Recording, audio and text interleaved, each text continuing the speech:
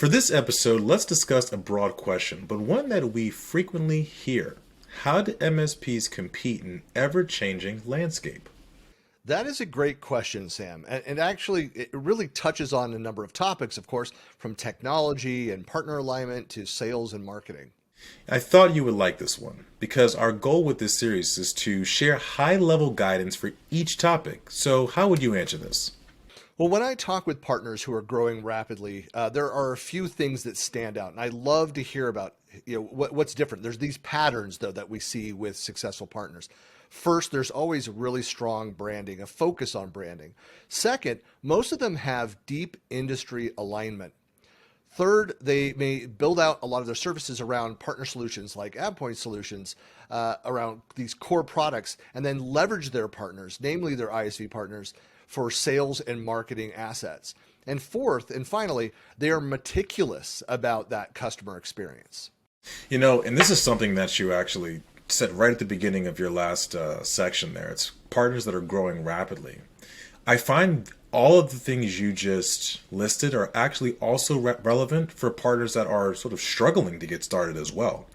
They're the same, regardless if you're just starting out or if you're growing, is if you have these set, then you're really going to have to make sure that that's foundational to your business all the way through. And it's really textbook business development guidance. Know your brand, have a laser focus on your industries you serve and the products you represent, and then put the customer first.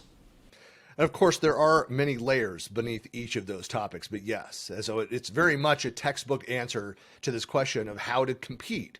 But if you think about it, you can look across any industry and see examples when the market changes so quickly of companies that lose sight of one or more of these things. So they drop the brand, they're confused about who they are, they forget who their partners are and how to properly work with them, or they might lose all kind of sense of sight and touch around what the customer actually wants and needs.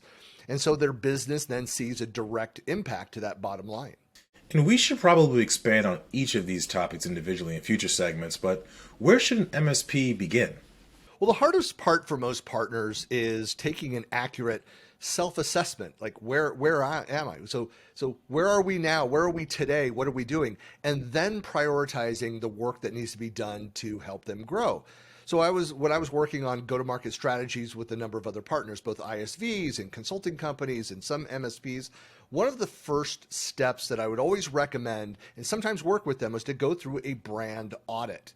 Now, thinking that this doesn't need to be this big expensive process. You don't need to go hire one of the big three consulting firms to come in and pay them a lot of money to do this. This is something that you can go through, review your branding, so the logos, the look and feel, the navigation of your site and of your assets, your messaging that you're using, and then your partner and customer feedback.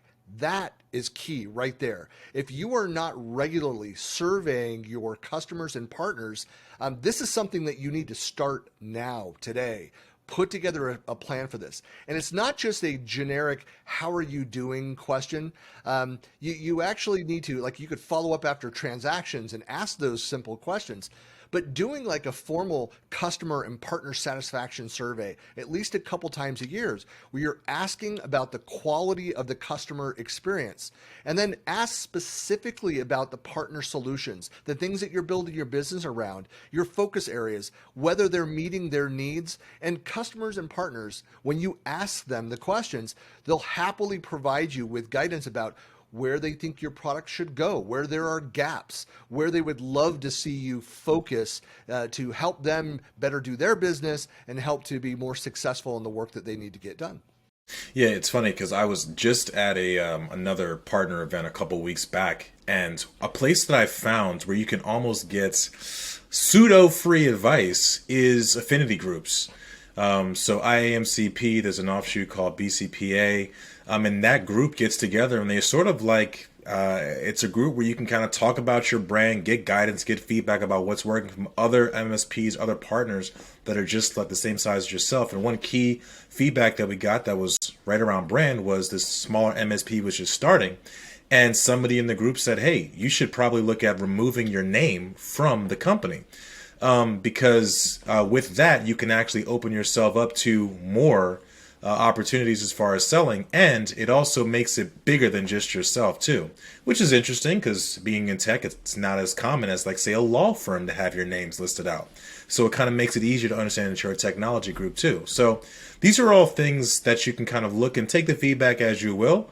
But at the end of the day, you need to go through and do this research. So, Christian, how realistic, let's say, is it for a small MSP of 12 people to go through and do the entire research gambit? Well, that's a common question. Whether small, if you're an owner-operator-led MSP, or you're a multinational service company, the guidance is the same. Those four principles are the same. They are textbook answers to those. But the better that you know and understand your brand and your messaging and positioning around them, then the better that you'll be able to respond to the constant changes that are happening around you. Yeah, that's great advice and a lot to cover at one time. I know we will dig into each of these topics in future segments.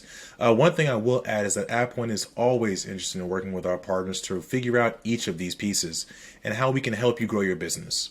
If you have not already, sign up as a partner, avepoint.com/partners, and start working with us to build your success plan.